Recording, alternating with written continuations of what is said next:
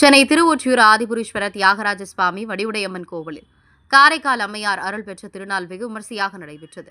63 நாயன்மார்களில் ஒருவரான காரைக்கால் அம்மையார் அருள் பெற்ற திருநாள் இன்று பங்குனி மாத சுவாதி நட்சத்திரத்தில் முன்னிட்டு ஆதிபுரீஸ்வரர் சன்னதியில் அருகில் அமைந்துள்ள அவரது உருவ சிலைக்கு முன்னதாக எண்ணெய் காப்பு சாட்டப்பட்டது.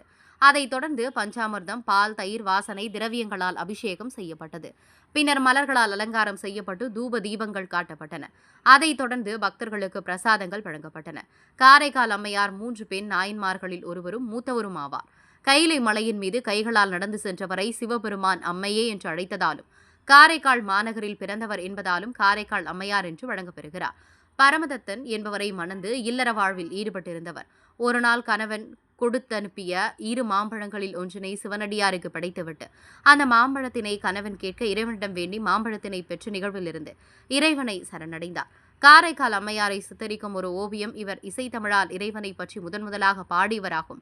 தமிழுக்கு அந்தாதி எனும் இலக்கண முறையை அறிமுகம் செய்வதாகவும் அறியப்பெறுகிறார்.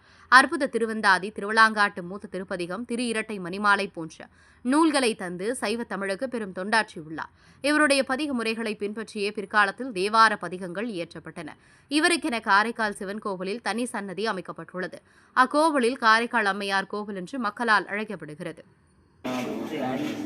அதிசயத்து அருளி காண்டு தம் பெருமானை நோக்கி தலையினால் நடந்தீங்கே எம்பெருமானோர் ஏற்பின் யாக்கை அன்பெண்ணே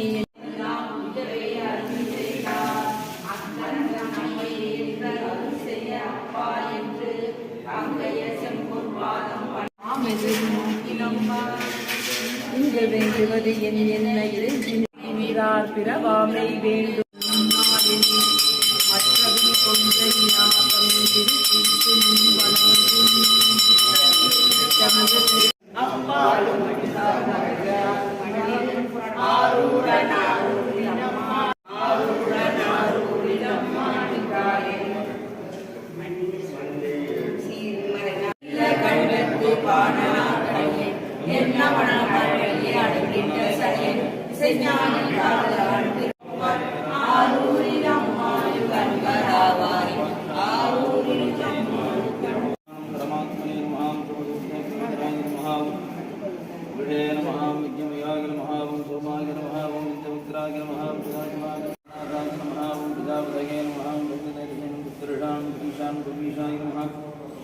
सर्वाभीष्ट शांति।